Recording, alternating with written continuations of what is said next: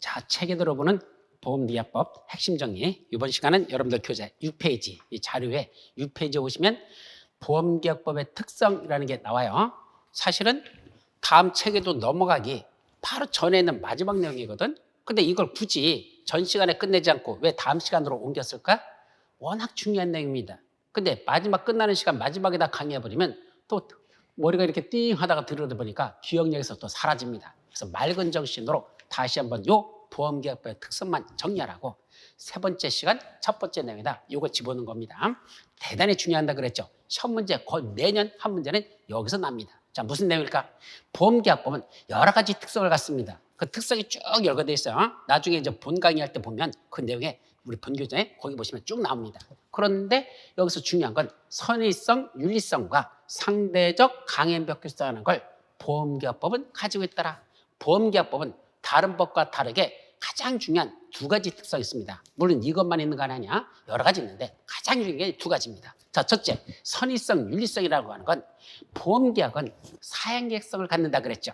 사행계획성이 뭐였었죠? 바로 일정한 도박과 같은 거라 그랬습니다. 작은 보험료 내놓고 나중에 왕창 보험 탈 수 있는 거. 우리가 빠찍고 가가지고 돈 조금 넣어놓고 그죠? 땡겼더니 777 쏟아져 나오더라. 이거랑 별 차이가 없습니다. 그러다 보니까 이놈의 사행계약성 때문에 어떤 문제가 있다? 보험이 도박화될 가능성이 있다는 얘기입니다. 그래서 보험 사기라는 게 판치고 돌아다니지 않습니까? 그래서 이 보험에서는 아무나 보험해주지 말고 선의성, 윤리성을 요구한다. 이때 선이라고 하는 건 원래 선이라고 하는 건요. 착하다는 뜻이죠. 선의 반대가 뭐죠? 악의, 나쁜 의도. 선이 착한 의도, 악의, 나쁜 의도죠. 근데 일반적으로 법률용에서 선이라는 건 그러한 사실을 알지 못하고 있는 거. 이게 선이고요. 그러한 사실을 알고 있다. 이걸 악이라고 합니다. 그러한 사실을 알고 있느냐 모르고 있느냐서 알고 있으면 악이라고 하고 그러한 사실을 모르고 있으면 선이라고 합니다. 그럼 선의성은 뭐냐면 보험사고 날 거라는 걸 모르고 있었다. 또는 자기가 고의로 사고 내려고 하는 생각이 없었다. 이게 선이라는 뜻입니다. 악의는 보험사고 날 가능성이 있다는 걸 보험사고가 조만간에 날 거를 지가 알고 있었다. 또는 그렇게 고의로 내려고 한단다. 이게 악의입니다. 그럼 이때 선의성이라는 건 사고 날 가능성이 있다는 걸 가능성은 있죠. 그러나 그 사고가 조만간에 발생할 거라는 거 아니면 고의로 다 그렇게 사고 날 거라는 거 그걸 모르고 있는 이런 사람만 보험에 들어라는 얘기입니다. 결국은 착한 사람만 보험에 들어라 이거죠. 그리고 윤리성이라고 하는 건 보험계약의 윤리라는 건 그렇죠.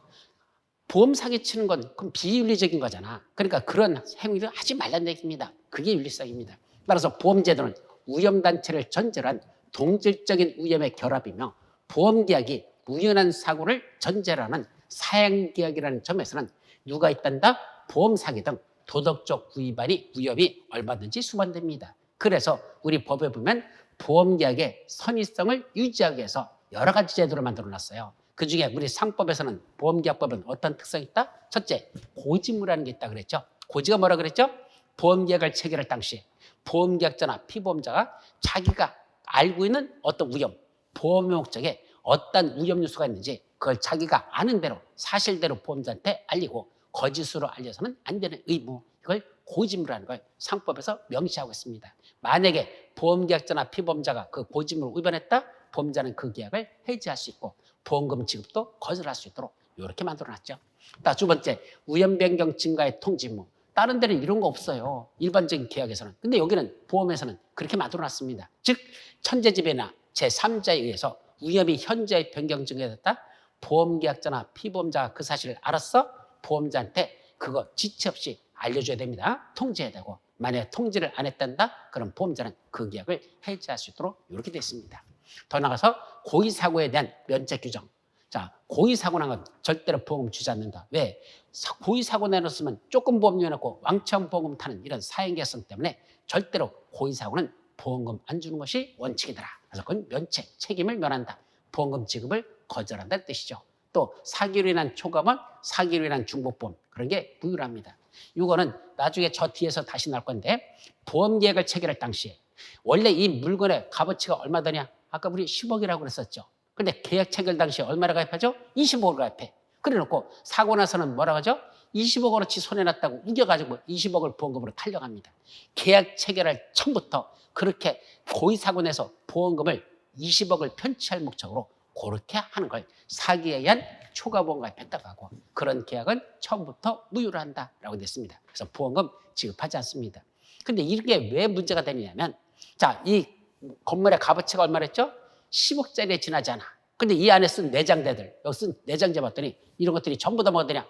거기선 사실은 중국에서 수입해오는 짝퉁들, 정품이 아니고 가품, 짝퉁을 갖다가 다 붙여놓고 뭐라고 하더냐? 이태리에서 수입해온 물건이라는 동, 저기 어디서 가져온 뭐 명품이라든지 이런 식에서 가격을 20억으로다가 허위기재해가지고 보험계약 체결할 때 이거 20억짜리라고 우기면서 보험계약을 20억으로 체결했습니다. 그래놓고는 모르게 사고를 내가지고 불내가지고 나중에 보험금을 얼마 달랍니까? 20억을 달랍니다.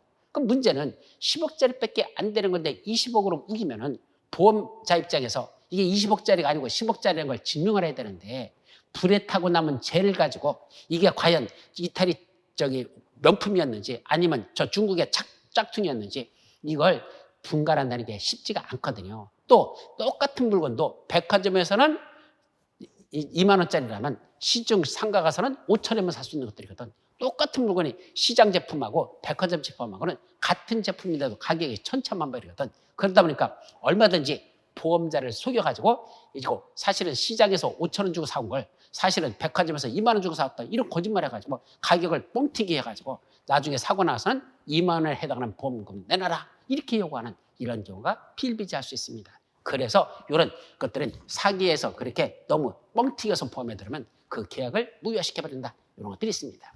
또 손해방지 의무는 아까 일반적으로 보험 사고 나면 보험금 주면 되지, 근데 아니래. 네가 뭐 해야 돼? 불 끄려는 노력을 해야 된대. 만약에 안 해가지고 그를 안 해서 증가된 손해가 있다? 보험자는 그 증가된 손해는 보상할 책임이 없답니다. 따라서 손해보험에 있어서는 보험사고가 발생하면 보험계약자나 피보험자는 그 손해 방지와 경감을 위하여 노력할 의무를 부담하고, 만약에 그걸 이행하지 않았을 때는 증가된 손해는 보험금 받을 생각하지 말라는 손해방지 의무라는 것도 이 상법에서, 즉 보험계약법에 특별히 규정된 내용들입니다.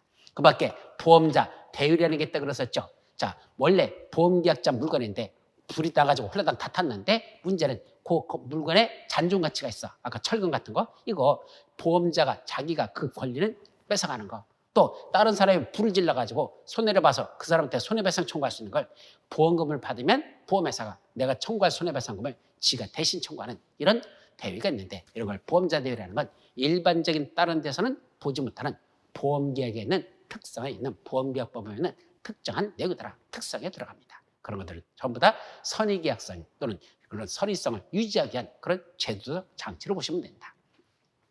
자, 상대적 강요백효성, 이것도 메이저 여러분들이 꼭 공부하라는 얘기야. 보험계약은 보험자가 일방적으로 작성한 보험약관에 의하여 계약을 체결하는, 아까 이걸 뭐라고 했죠? 부합계약성의 특성을 갖는다. 예, 보험자가 보험약관을 일방적으로 만들고 계약의 내용을 일반적으로 만들어서 그걸 계약자한테 보여주고, 야, 가입하려면 가입하고 말면 말아, 그런 선택만 주는 이런 걸 부합계약성의 특성을 갖는다 그랬죠. 그래서 이것 때문에 보험자가 일방적으로 작성한 그 보험약관에 계약자한테 얼마든지 불리한 내용이 들어갈 수 있다는 얘기입니다. 그래서 3법 663조에서 뭐라고 규정했다?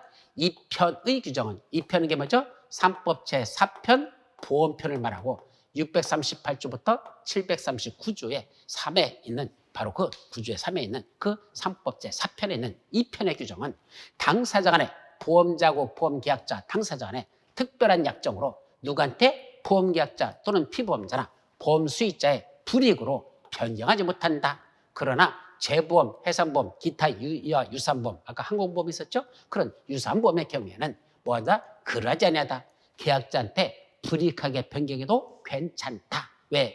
대등한 관계에서 자기가 불리한 걸 알면서도 계약서 썼으니까. 그런 재보험, 해상보험, 기타 유산보험은 계약자가 설령 3법 4편에 있는 내용보다도 자기한테 불리한 규정이 들었다 하더라도 그거는 지가 감수하고 알면서 썼으니까 그거는 문제가 되지 않고, 나머지 요 보험을 제외한 나머지 기업보험과 가계보험에 있어서만은 나머지 모든 가계보험에 있어서는 계약자한테 불리한 내용들 함부로 약관에다 특약 같은 거 맺는 거기다 함부로 기재해서는 안 되고 3법에 있는 것보다도 계약자한테 불리한 내용이 그 약관에 들어있다면 계약에 들어있다면 그는 상법에 있는 것보다 불리한 내용은 무효화시켜버리는 이런 것들이 바로 보험계약자 등의 불이익 변경 금지 원칙을 규정하고 있다 그랬습니다. 자, 근데 여기서 한 가지 여러분들이 알고 넘어갈 게 있어요. 바로 이거야.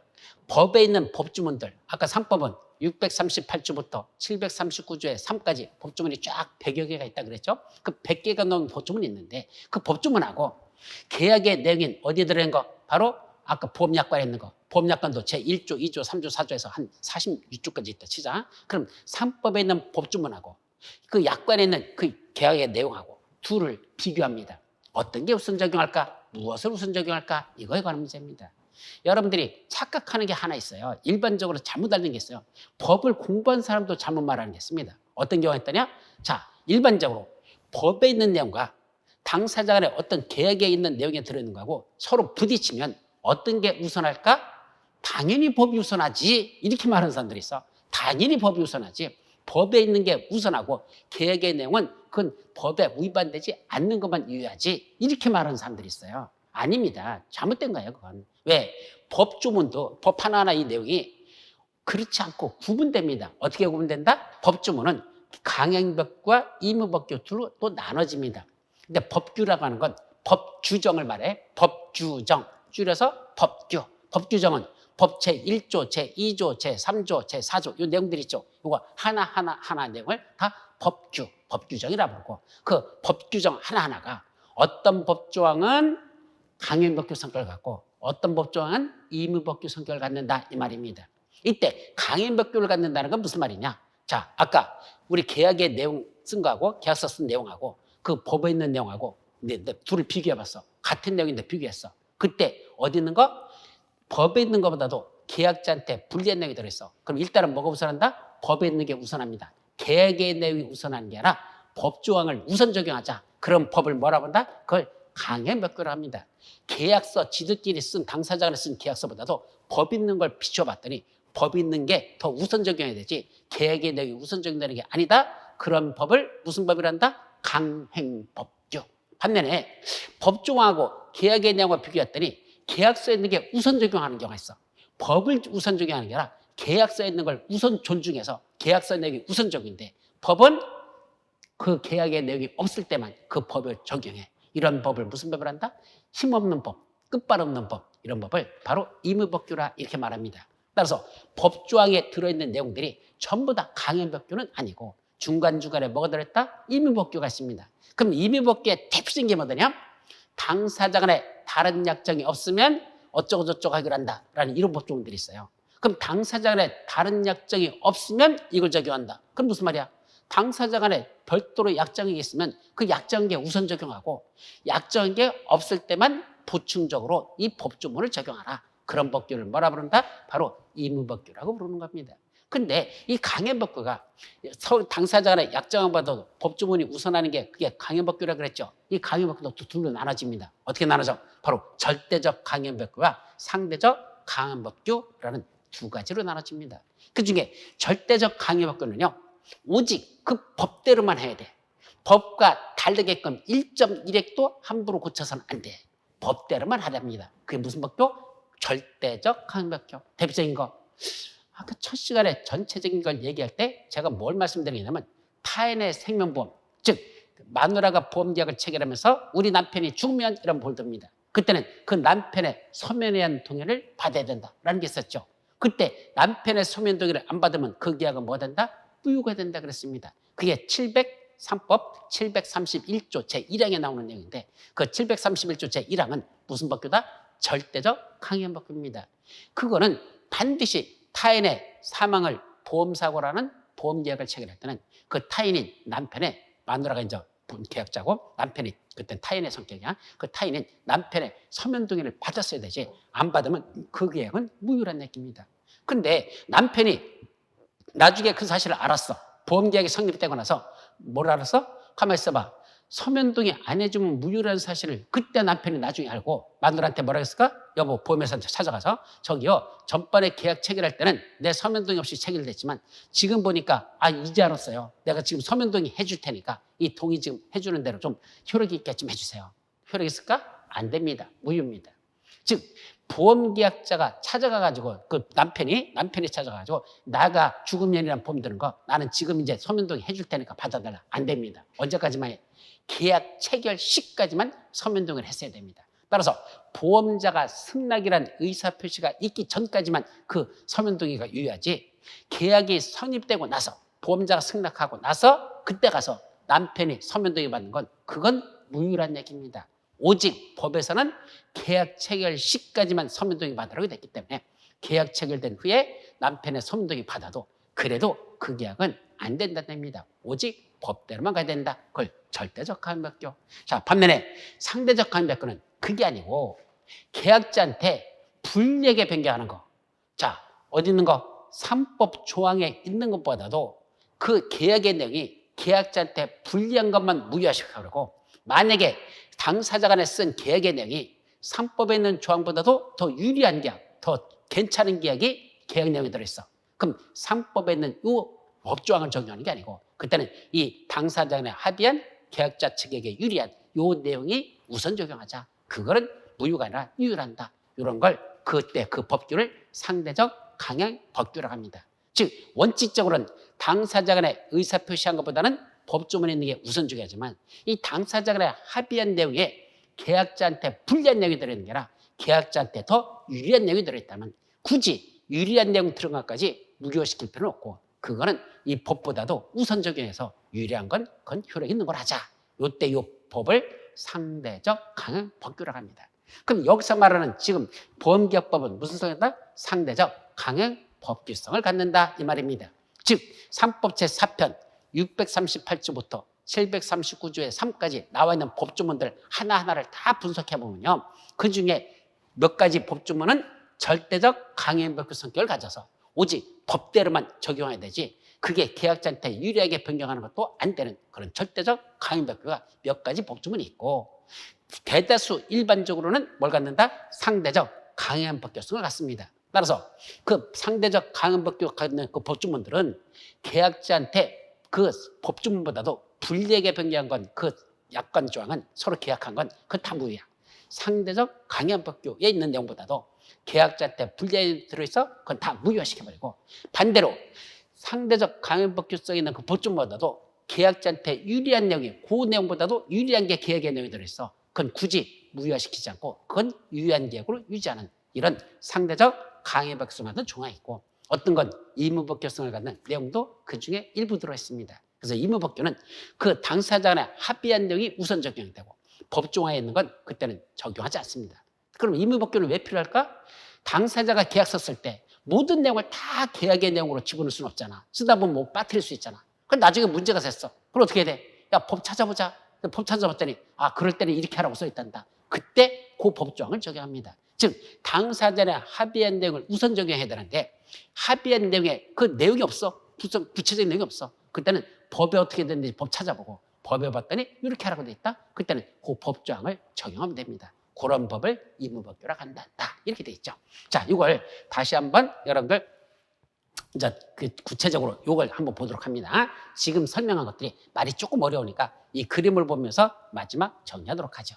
자, 먼저 3법 제4편 볼까요? 3법 제4편을 보니까 638조부터 638조의 2, 638조의 3, 639조, 640조, 41조 이렇게 쭉 나갑니다. 여기 몇 조의 2라는 이런 말들이 나와. 이게 무슨 뜻일까요? 자, 여기 638조가 있고 638조의 2, 그 다음에 제 638조의 3도 있어요. 3, 그 다음에 제 639조 있고 그 다음에 제 640조 이렇게 그 다음에 나옵니다. 그럼 원래 처음에 법을 만들 때는 어떻게 만들었을까? 당연히 638조, 639조, 640조, 641조 이렇게 만들었겠지. 근데 중간에 그 법을 적용하다가 가만히 있어봐. 이런 새로운 법조항을 하나 더 집어넣고 싶어. 어디다가? 638조와 639조 사이 속에다가 새로 법조항을 하나 더 집어넣고 싶어. 그때는 이걸 638조 밑에다가 639조 이렇게 넣는 게 아니고 원래 639조는 밑에 있으니까 거기다 638조의 2라는 새로운 정을 냈습니다. 또 하나 더 넣고 싶어? 그 밑에다 638조의 3라는 새로운 정이 들어갑니다. 따라서 몇 조의 2, 몇 조의 3 이렇게 들어갔더니 나중에 그 개정해가지고 추가적으로 들어가는 법조문이다. 이렇게 생각하시면 됩니다. 그래서 원래는 638조, 639조, 640조, 641조, 642조 원래 이렇게 써야 돼. 근데 이미 정의한 639조, 640조는 변경하지 않고 그 사이에다 벌려가지고 추가적인 조항을 넣을 때 이때만 몇 조의 2, 몇 조의 3이라는데 사실은 638조의 2하고 638조하고는 아무 관계가 없는 것이다. 이렇게 생각하면 돼요. 어떻게 보면 이 새끼인 줄 알아. 638조의 새끼가 638조의 인 줄 알아. 그건 아니에요. 다 전혀 다른 법조문인데 원래는 이게 639조 성격을 갖는 건데 밑에 639조가 있으니까 같이 쓸 수가 없어서 하습식은 638조의 2라고 해서 638조하고 638조의 2하고는 아무 관계가 없던 새로 추가되는 법조문이다. 이렇게 이해하시면 됩니다. 자, 법은 이렇게 만들어요. 자, 그런데 여기 3법 제4편을 봤더니 요거 몇 조, 여기 몇 조, 이 조항들이 있어. 이 빨간 것들. 이 빨간 것들은 무슨 법규다? 상대적 강요법규를 합니다. 자, 위에 있는 것들은 의무법규도 있고 상대적 강요법규도 있고 아까 절대적 강요법규 세 가지로 나눠지죠. 그중에 요 빨갛게 표시한 게 이 3법 제4편에 있는 법조원 중에서 무슨 법규에 속한다? 상대적 강행법규에 속하다는 얘기입니다. 그럼 이 상대적 강행법규보다도 계약서 쓰는 보험약관에 있는 내용, 보험약관도 제1조, 제2조, 제3조 그래서 예를 들면 제40조까지 돼 있다 치자. 거기에 요 내용을 여기다가 집어넣는데 똑같이 집어넣은 게 아니고 똑같은 내용으로 집어넣은 게 아니라 약간 변경시켜서 집어넣습니다. 어디 있는 것보다도 3법 4편에 있는 상대적 강행법규 내용보다도 변경을 시켜서 보험약관에다 그 내용을 집어넣는데 이 변경된 게 누구한테 불이익하다? 보험계약자 등에게 불이익한 내용으로 변경시켜버려서 이렇게 집어넣었대요. 이거 효력이 있다 없다? 없다는 얘기입니다. 무효란다. 무슨 보험에서? 아까 가계보험 위주로 가계보험과 아까 재보험, 해상보험, 기타 유사한 보험을 제외한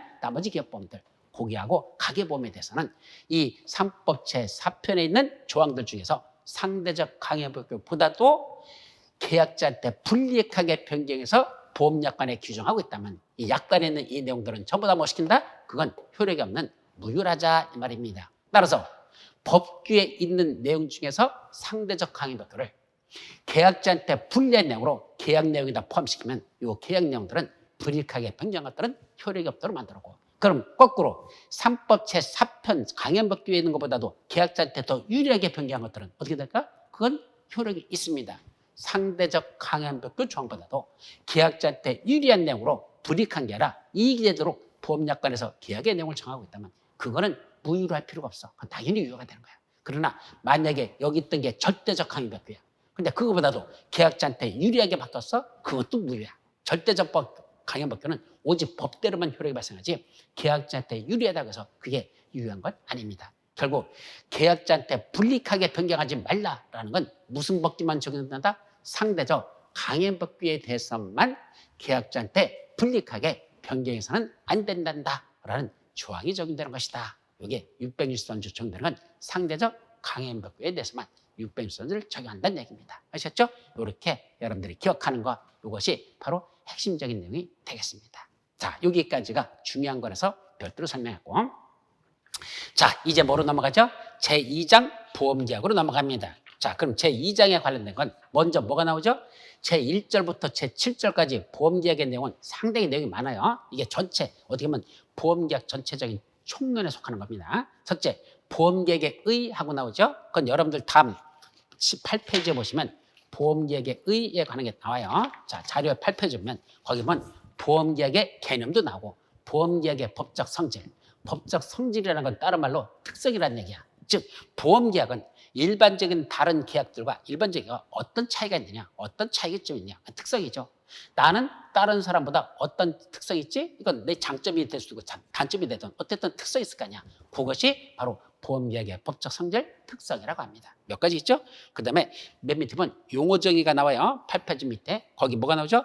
해지, 해제, 무효, 취소, 철회 이런 용어들이 나옵니다. 그래서 이 용어들이 어떤 뜻인지 그것도 여기서 정리를 할 것입니다. 그리고 다음 페이지에 보면 보험계약의 요소라는 게 이제 두 번째 나옵니다. 그럼 보험계약의 요소에서는 뭘 다루더냐? 바로 보험계약이 체결되고 나서 그 제대로 효력이 발생하기 위해서는 보험자하고 보험계약자하고 당사자 간에 합의한 내용들이 있어야 돼요. 자, 예를 들면 자, 보험계약을 체결하려면 일단 누가 있어야 돼? 보험계약의 당사자가 있죠? 보험자하고 보험계약자가 있고 그와 관련돼서 보험계약자 측에 아까 피보험자라는 사람이 있고 또 보험수익자라는 사람이 있었죠. 그럼 피보험자가 누구고 보험수익자가 뭔지 개념 정리 있어야 되죠? 또 보험 모집과 관련해서 보험회사 쪽에는 보험 대리상이나 보험 설계사가 있을 것이고 또 인보험에서 신체 검사를 맡아주는 신체 검사를 해주는 그런 의사들이 있는데 보험회사하고 보험의하고 그 의사하고 계약을 체결해서 혹시 이 사람 신체 검사 네가 좀 해주고 이상이 없으면 계약 체결시키려고 한단다. 그때 그 신체 검사 맡아주는 그 의사를 보험의라는 자가 있습니다. 바로 이런 각종 보험계약과 관련된 사람들이 있을 것이고 또 보험계약을 체결하려면 일단 뭐 있어야 되죠? 일단 보험료를 납부해야 되죠? 그래서 보험료를 정해야 것이고 또 보험금이라는 건 어떻게 줄 것인지 그것도 당사자는 합의해야 되잖아. 보험료 얼마 낼 것인지 보험금 얼마 줄 것인지 당사자 합의할 내용이죠? 다 보험계약에 있습니다. 또 일정한 기간 내에 사고가 났을 때만 보험금 준다 했죠. 그럼 그걸 보험기간이라고 부르는데 그 보험기간은 어떻게 정할 것이냐 등등 이러한 보험계약 체결과 관련돼서 보험계약이 제대로 효력이 발생하기 위해서는 보험계약의 당사자가 서로 합의해야 될 내용들이 있는데 그 합의할 내용을 보험계약의 요소라고 부르고 그 보험계약의 요소에 관련된 내용들을 주로 살펴보는 거 그게 두 번째 내용이 되겠습니다.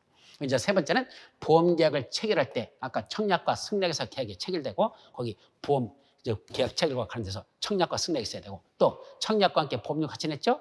다른 약정이었으면 30일 내에 납부 통지하라 그랬죠? 안 하면 승낙한 것으로 본다. 승낙 의제도 있었고 보험계약 체결과 보험계약 체결할 때 그때 청약과 함께 보험료를 같이 냈어. 아직 보험자가 승낙하기 전에 보험사고가 났어. 그럼 그거 청약을 거절할 사유가 없는 보험자는 보험계약상의 책임을 지라는 보험계약 성립되기 전에 그런 것들 보험계약자를 보호하는 그런 제도가 있다 그랬죠? 그런 것들 이게 다 보험계약 체결과 관련된 거. 더 나가서 보험약관을 교부하고 중요한 내용을 설명해야 되고 보험계약자 측에서는 고의지무를 부담한다. 그런 내용들이 전부 다 보험계약 체결과 관련된 내용들입니다. 그래서 보험자가 승낙을 해서 계약이 성립됐어. 그러면 그 계약은 어떤 효과가 있을까? 효과로서 보험자가 부담할 의무들이 있죠. 그래서 보험증권 교부 의무도 있고 보험료 반환 의무도 있고 보험사고 나면 보험금 지급 의무 같은 이런 각종 의무가 있고 반대로 보험계약자 측에서도 계약이 성립되면 보험료 납부해야 되죠.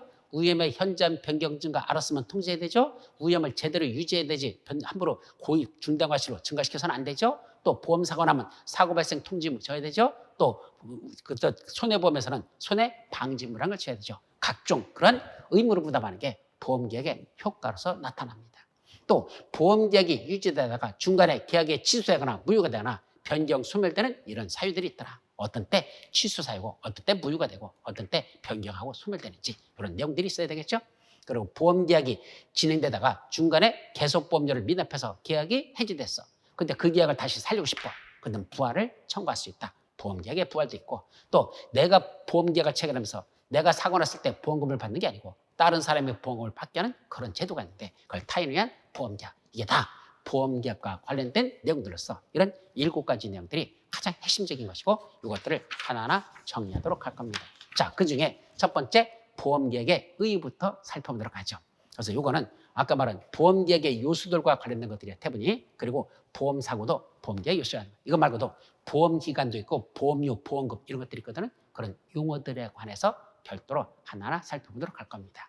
자, 그래서 보험계약의 의의와 보험계약의 요소에 관한 내용이 이 파트에서 살펴볼 내용들이 되겠습니다. 자, 그중에 첫 번째 보험계약의 개념이 나오죠. 그래서 보험계약이란 어떻게 하는 거죠? 3법 처음에 시작하는 게 3법 제4편은 뭐로 시작한다 그랬죠? 638조부터 시작한다 그랬죠. 3법 제638조에 보면 보험계약의 의의라는 그 법조항이 나오고 여기 보니까 보험계약은 당사자 일방이 약정한 보험료를 지급하고 이때 당사자 일방이 바로 보험계약자 측이죠. 보험계약자 측에서 약정한 보험료를 지급하고 재산 또는 생명이나 신체에 불확정한 사고가 발생한 경우에 상대방이 이때 상대방은 보험자야. 보험자가 일정한 보험금이나 그 밖의 급여를 지급할 것을 약정함으로써 효력이 생긴다 그랬습니다. 이건 효력이 생긴다 했으니까 보험료를 납부하면 보험자가 보상할 책임을 지는 거, 이게 효력이 발생하는 겁니다. 그럼 계약 성립하고 효력 발생하고는 구분하셔야 돼요. 계약이 성립되는 거하고 계약이 효력이 발생한다는 건 별개의 개념입니다. 원칙은 보험계약이 먼저 성립되고 그 다음에 계약이 효력이 발생하는 게 그게 원칙입니다. 따라서 보험계약의 성립은 간단합니다. 보험계약자의 청약과 보험자의 승낙만 있으면 보험계약은 성립하게 돼 있습니다. 그럼 성립했다고 해서 보험자가 보상 책임질까? 아니야. 보험계약자는 보험료를 납부할 의무를 지고 보험료를 내야 원칙적으로 보험자는 사고 나면 보상할 책임을 집니다. 따라서 보험료 납부 같은 건 계약 성립하고는 아무 관계 없고 그건 보험계약이 유효하게 효력이 발생해서 그렇게 보험자가 책임을 지도록 하기 위한 효력이 발생해서는 보험료 납입 같은 건 계약 성립하고는 아무 관계가 없다. 그래서 효력 발생하고 계약 성립 요건하고 혼동하지 않도록 조심합니다. 그래서 먼저 계약이 성립되고 그 다음에 효력이 발생한다. 이렇게 기본적인 정리를 하시기 바랍니다. 이때 보험계약은 당사자가 일방이 약정한 보험료를 지급하고 재산, 생명 또는 신체 불확정한 사고가 발생할 때 상대방이 일정한 보험금이나 기타의 급여를 지급할 걸 약정함으로써 보험계약은 효력이 발생하죠. 그럼 보험계약은 일반적인 다른 계약과 어떤 구별이 될까? 법적 성질 또는 특성이라고 하죠. 어떤 차이가 있을까? 첫째, 보험계약의 가장 중요한 건 불효식 낙성계약입니다. 시험 문제 가장 많이 나죠. 불효식 낙성계약이란 첫째, 보험계약이 일단 성립이 되려면 서면에 의한 계약, 보험증권 등의 작성을 요구하지 않습니다. 즉, 보험계약이 성립시키려면 청약이란 의사표시, 승낙이란 의사표시 할 때 그 청약서의 내용을 기재해야 되고 보험자가 보험증권을 규부해야 계약이 성립될까? 아닙니다.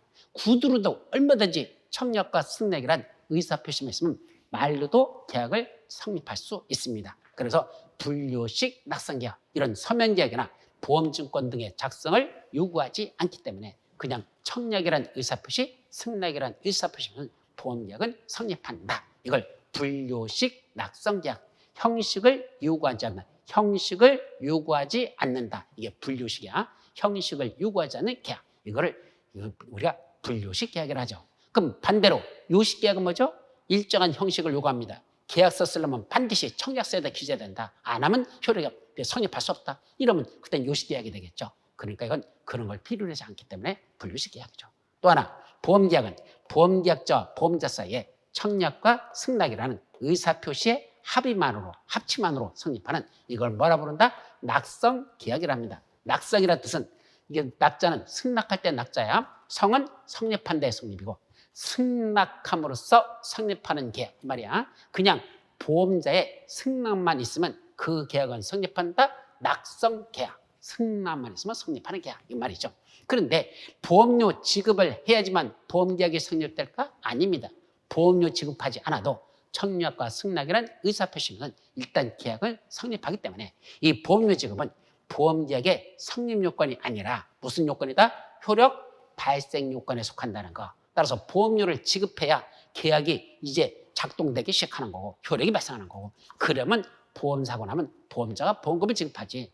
계약이 성립됐으면 뭐합니까? 보험료 안 되면 원칙적으로 외상보험이 아닌 한 보험자는 보상 책임을 지지 않습니다. 따라서 보험료 지급은 성립요건과는 건 아무 관계없고 효력이 발생하기 위해서 계약이 유효하게 계속 지속되기 위해서 보험료를 납부해야 된다는 것. 그것이 효력 발생의 요건이죠. 따라서 보험계약은 요물계약이 아니라 낙성계약이다. 이때 요물계약이라는 건 요자는 요구한다는 요자야.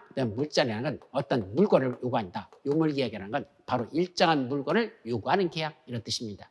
그럼 물건을 요구한다는 게 대표적인 게 뭐냐면 현상광고 같은 겁니다. 현상광고는 뭐죠? 우리 집 있던 똘똘이가 어느 날 집을 나가버렸는데 돌아오질 않아. 아무리 찾아도 없어. 할 수 없이 전봇대 같은 데다 갖다 붙이죠. 우리 집 똘똘이를 찾습니다. 라고 거기다 써붙여놨어. 그죠? 그래서 거기다 사진 같은 것도 붙여놓고. 그죠? 그래서 혹시 이러이러한 우리 개를 불실했는데 혹시 아시는 분 있으면 그러면 후사하겠습니다. 근데 후사하겠습니다. 이거는 현상 광고가 아니야. 액수를 써야 돼요. 얼마 쓴데?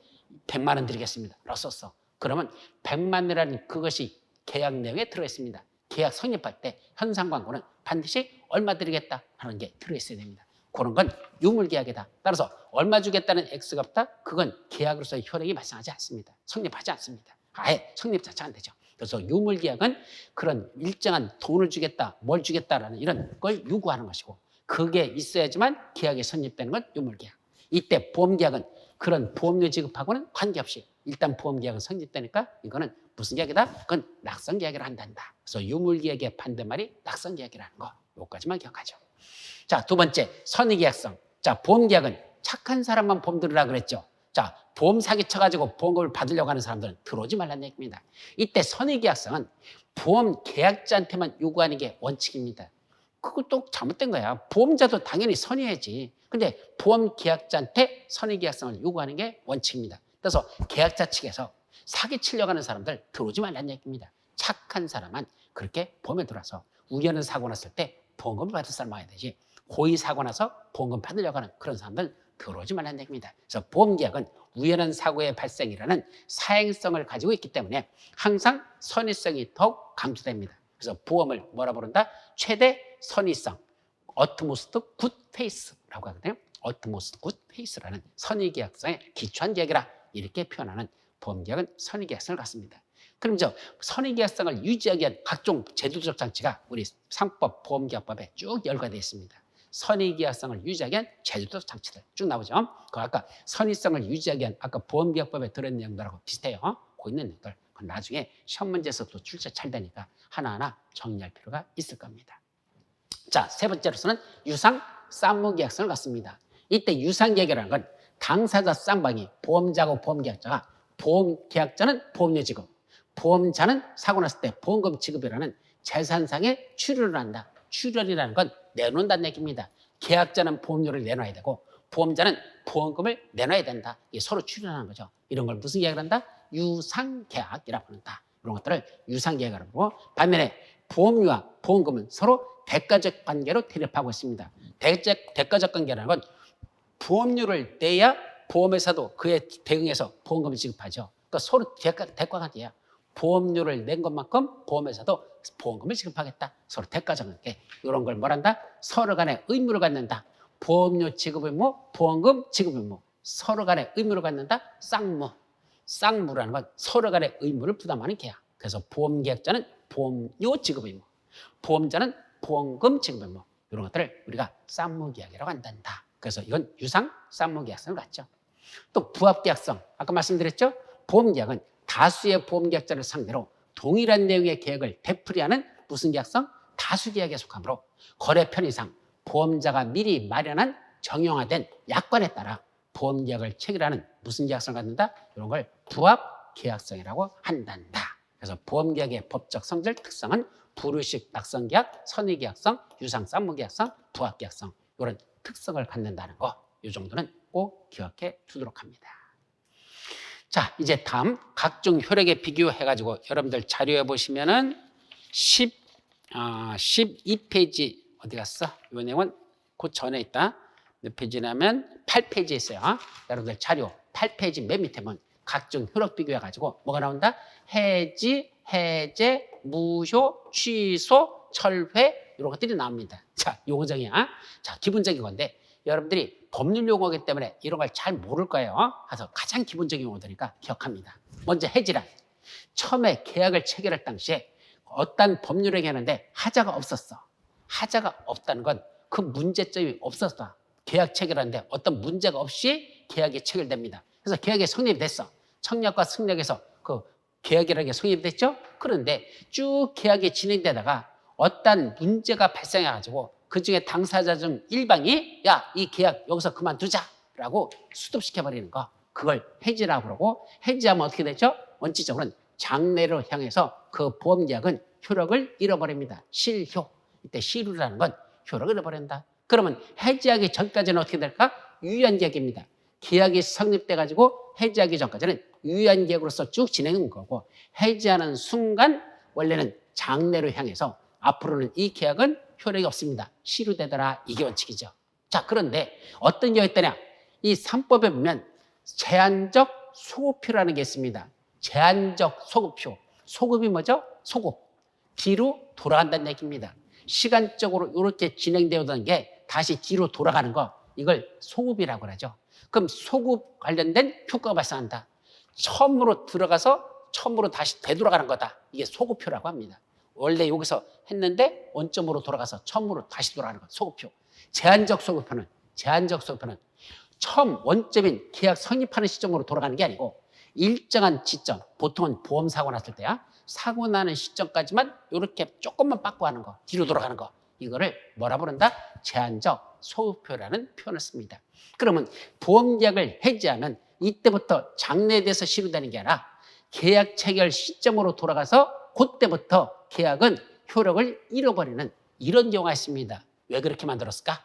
자, 보험계약을 체결하고 가다가 보험 고지물을 이행하지 않았다는 걸 보험자가 모르고 있다가 보험 사고가 발생하고 나면 여기서 사고가 났어요. 사고 났어. 그럼 보험금 지급해야 되잖아. 그럼 보험회사가 이제 그때부터 꼬투리를 찼습니다. 보험금 지급 안 하려고. 뭘 찼죠? 혹시 고지무 위반한 게 있었는지. 그걸 그때 가서 이제 뒤지기 시작합니다. 그랬더니 알고 봤더니 그 사람 이미 옛날에 병원에서 치료 몇 번 받았었어. 예, 뭐가 나쁘다고 위장에서 거기 계약이 있었고 그래서 그 수술까지 하고 뭐 치료받고 있었어. 계약 체결할 때 안 하려고 질병보험에 들어놨어. 그런데 나중에 뭐가 나서 이 위암이라는 판정이 나왔어. 그러면 보험자가 처음부터 그런 치료받을 걸 알았다면 계약 체결 안 했을 거잖아. 그런데 고지 의무를 이행하지 않고 계약 체결하고 숨기고 들었다가 나중에 이제 보험사고가 나서 위암이 발생하고 나서 그때 가서 뒷조사 해보니까 그 사실을 옛날에 병원 치료받았던 걸 알리지 않았다는 걸 알았어. 보험자는 그 계약을 해지합니다. 그리고 그 해지 효력이 장래 비치는 게 아니라 사고 발생 시점 0.01초 전으로 소급시킵니다. 제한적 소급표 발생해서 0.1초 전에, 즉 뭐가 나기 전에 위암이라는 발생했다는 그 위암이 발병이 됐다는 걸 확인하기 바로 직전에 보험계약이 해지된 거로 본다. 0.01초 전에 해지된 거로 보자. 그러면 해지된 후에 보험사고 난 거로 보자는 얘기입니다. 그럼 계약이 해지됐으니까 보험자 보상 책임 사라졌죠? 0.1초에 이제 보험사고 난 거로 보자. 이건 보상 안 해주됩니다. 즉 계약이 해지된 후에 사고 난 거로 보자. 그러니까 해지는 이때 했지만 해지 효력을 사고 나기 직전으로 돌려가지고 그럼 보험자가 보상 책임을 면하는 거, 이런 걸 제한적 소급표라는 규정을 두고 있습니다. 따라서 해지했다고 항상 장래로만 하는 게 아니라 예외적으로 사고 난 시점까지 소급시켜서 그 해지 효력을 그때부터 이미 해지된 거로 인정함으로써 보험자는 보상 책임을 면하는 이런 내용들이 있습니다. 자, 두 번째, 해제는 하자없이 처음부터 계약은 성립됐어. 근데 여기 가서 뭐였죠? 해제하는 순간 어떤 효력이 있다? 성립 시점으로 소급해서 처음으로 돌아갑니다. 여기 그냥 제한적 소급이 아니고 아예 처음으로 돌아가는 게 그냥 소급표라고 그랬죠. 그래서 처음부터 효력이 없었던 거.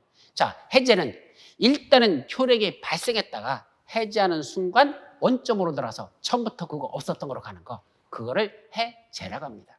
반면에 무효는 그게 아니고 처음부터 중대하고 명백한 잘못이 있어가지고 계약 체결하는데 심각한 문제가 있었어. 그래서 처음부터 아예 효력이 발생하지 않는 거. 그래서 처음부터 효력이 없는 거. 이걸 뭐라 한다? 무효. 그래서 처음부터 아예 효력이 없는 걸 무효라고 하자. 반면에 취소는 하자가 있었어. 중대하고 명백한 하자는 아니지만 일부 하자가 있었어. 그리고 계약은 체결됐고 성립했다가 여기까지 가가지고 나중에 그 하자를 근거로 해서 계약을 취소시켜버려. 그럼 취소하면 어떻게 될까? 원점으로 들어가서 처음부터 효력이 없는 거로 갑니다. 이거를 또 취소라고 합니다. 그럼 무효와 취소는 뭐가 다르죠? 무효는 처음부터 아예 효력이 발생하지 않는 거. 취소는 일단은 효력이 발생했다가 그 계약 체결 시점에 하자가 있었던 걸 근거로 해서 원점으로 돌려서 우리 없었던 걸 하자. 그거를 취소라고 합니다. 따라서 무효는 처음부터 효력이 없는 거. 취소는 효력이 발생했다가 취소하는 순간 원점으로 들어가서 효력이 없어지는 거. 결론적으로는 무효나 취소나 효력은 처음부터 발생하지 않는 거. 이건 똑같지만 차이점은 처음부터 아예 효력이 없는 거. 효력이 발생했다가 원점으로서 사라지는 거. 이거는 취소입니다. 그럼 해제와 취소가 또 비슷해.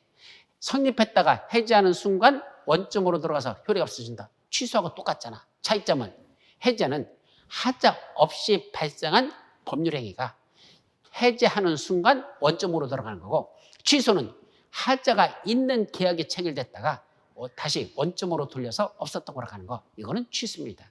아까 우리 취소 사유가 하나 있다 그랬죠.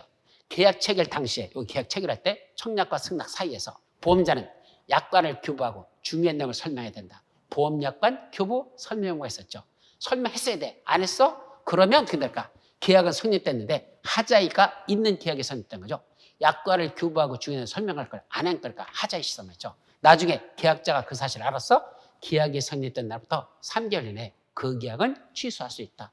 나중에 알았어. 하자가 있다는 걸. 그걸 근거로 취소할 수 있다. 그때는 취소란 말을 쓰고 있습니다. 아셨죠? 이렇게 이해합니다. 그럼 해지는 뭐죠? 일단은 하자가 없이 성립했다가 해지하는 순간 장래돼서 효력이 발생하지만 예외적으로 제한적 소급표가 발생해서 일정 시점으로 되돌려서 그때부터 해지 효력이 발생하게 하는 이런 제한적 소급도 있다. 이런 뜻이죠. 자, 그럼 철회는 뭐죠? 철회는 일단은 계약을 체결하는데 아직 그 계약의 효력이 발생하기 전에 그 계약 없었던 거로 가자. 그거를 철회라고 합니다. 그래서 하자 없이 일단 계약은 성립을 했어. 청약과 승리해서 계약은 성립했어. 그런데 아직 효력이 발생하기 전에 원점으로 돌려서 효력이 없는 것을 다시 효력 발생 전에 소멸시키는 걸 철회라고 한다. 그래서 계약 철회라는 건 효력 발생하기 전에 원점으로 돌려서 없었던 걸 하자. 그것은 철회. 아셨죠? 이렇게 내용들이 전부 다 구분된다는 거, 이런 정도는 여러분들이 기억해 두도록 합니다. 자, 이제 뭐가 나죠? 보험계약의 요소하고 나옵니다. 그래서 보험계약이라는 건 아까 이 요소라는 건 뭐라 했죠? 보험계약이 제대로 효력을 발생하기 위해요. 계약 당사자 사이에 합의가 이루어져야 되는 사항들, 이걸 요소라 합니다. 뭐뭐 있을까? 자, 쭉 한번 넘겨볼게요. 세부적인 내용은 다음 시간에 정리합니다. 첫째, 보험계약을 체결하는 사람들이 있어야 되겠죠. 보험계약과 관련된 사람들. 보험자, 보험계약자를 보험계약의 당사자라 했었죠.